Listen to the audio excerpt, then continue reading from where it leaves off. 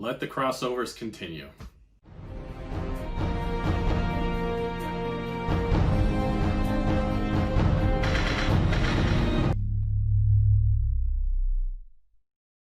Welcome to Star Joes. I'm your host Ryan, and today we're going to be covering Teenage Mutant Ninja Turtles Ghostbusters Volume 2, Number 1. Now, this is something that came out back in 2017, so it's been a few years. It's been out there for a while. And as I had mentioned in past episodes, I'm definitely going to be jumping back to some issues that I always wanted to cover with you guys and never had opportunity to. Now, as I mentioned in the last episode where I covered Transformers and Ghostbusters, I am a big Ghostbusters fan. It is probably my third favorite movie property that's out there after Star Wars and Indiana Jones. It is my favorite comedy of all time. However, I sadly have fallen behind on reading the Ghostbusters comic.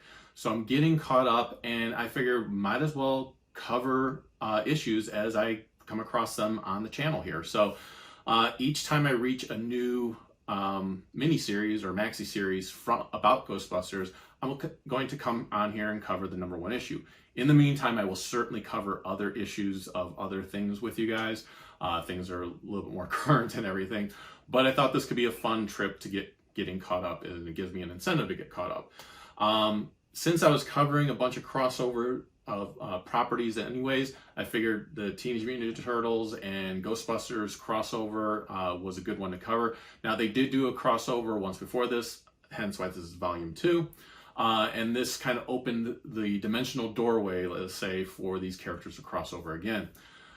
This was written by Eric Burnham and Tom Waltz. Eric Burnham is very well known for doing the Ghostbusters comics, and Tom Waltz is very well known for doing the Teenage Mutant Ninja Turtles comics. So it was perfect to put both of them together and have them working on this title.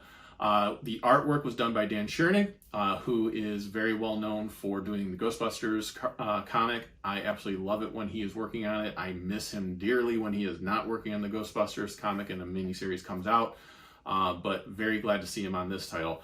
I will say one minor criticism when it comes to it is when he was drawing the Turtles. I thought the Turtles looked great. However, the shells on some of the panels looked really large.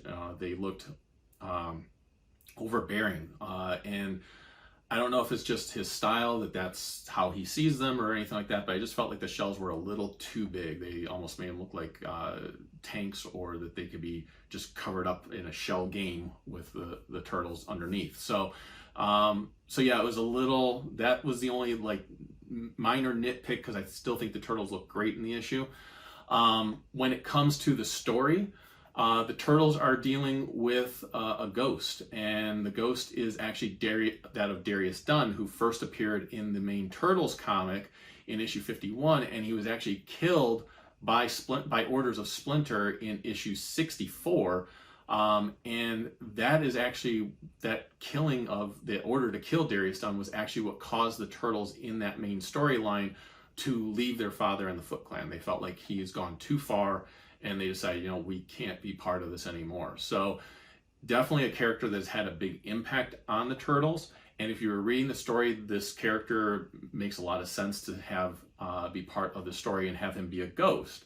And then we also have the Collectors, who Darius goes and finds out to get them to go after the Turtles. And the Collectors first appeared in Ghostbusters Volume 2, issues 1 and 4. And they were somebody that the Ghostbusters had to deal with before and had a very difficult time, and now are having a difficult time as well in this story. So I love the fact that they pulled from past history of the two continuities going on. It can also work against them, because when I was reading it, there was no references in the issue to these characters. I had to go and do some research and to remind myself of who these characters were, because they were definitely referenced a lot to, okay, there's definitely a past history with these characters, but I couldn't remember what they were. I couldn't remember specifics or anything like that. So it would have been nice in the issue if it said, you know, had the little asterisk that you see in comics sometimes, and put a little editor box that said where certain characters that first appeared or when they had an impact on certain storylines or anything like that. Would have really liked that in this issue. But when I went back to look, I was like, oh wow, they really did pull from both continuities to create this story. And the story works. I mean, you don't have to know that past history. They make it very clear that there is a past history, but they spell out for the most part what the history is, that the Ghostbusters had a difficult time with the collectors, and the collectors take over looking like who their prey is, and they can only work together. They can't split themselves up. The whole storyline is basically that they are trying, that Darius is trying to keep the turtles in this limbo purgatory dimension so that their father never finds them and goes through torture his entire life because he can never find his sons again. So it's an interesting storyline. It's a lot deeper than you would expect. And like I said, overall, really enjoyed it. Looking forward to reading the rest of the miniseries. I'm sure many of you out there have already read it and could tell me if it's good or not. I don't mind that at all. Put that in the comments below. But I'm also interested to hear, like, what other crossovers would you guys like to see that IDW hasn't done yet? They have a lot of licensed properties, and they have started tapping into a lot of them. And but even throw out ones out there that IDW doesn't own, like, but you know are comics out there. Heck, I don't even care if it's superheroes. You know, you want to see Green Lantern with the Teenage Mutant Ninja Turtles. That could be interesting, green with green. Anything goes. Put it in the comments below. Love to hear from you guys. Also, we are hours away from the Stealth Hammer Kickstarter ending. So if you at all are interested in this comic that I wrote the story to, have an awesome creative team behind it that are bringing it to life, check out the link below. Just check it out. See if it's something of interest to you. If it is, back it. We have amazing rewards. It's at an affordable price for people to check out. Highly recommend if you're looking for something that's a fun, all ages superhero comic that takes place in a world of like high-tech gadgetry and supernatural mythology. Wanted to spotlight, as I did in past episodes, one of the members of our creative team, and that is Mr. Dave Sharp. Dave Sharp is a letterer. He has worked for years doing lettering for Marvel, DC, a lot of independent comics. He is going to be doing lettering for us. And the letterer is an extremely important job. It's not just putting little word balloons in and putting, you know, the words in there. There is an art to it.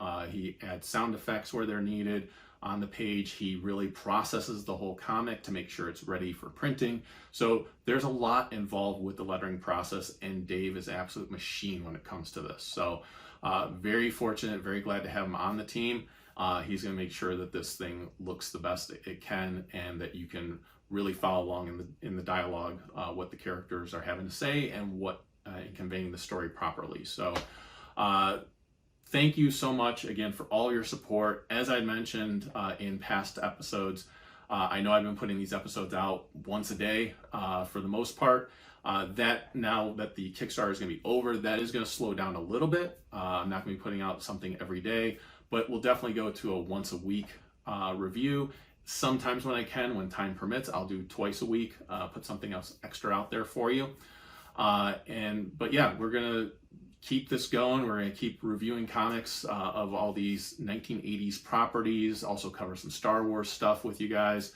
Occasionally there'll be some, you know, reaction type videos and things like that. But yeah, really looking forward to being back.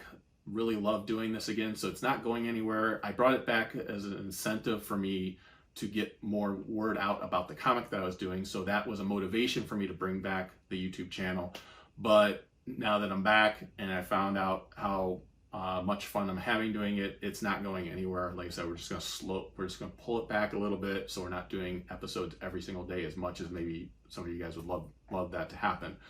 So thank you again for the ride. Oh, and never gave my rating for Teenage Mutant Ninja Turtles Ghostbusters 2 #1.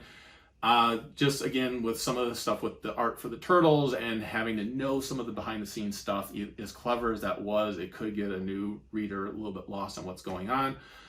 For that, I give this a rating of the Honor of Grayskull. Absolutely a great issue.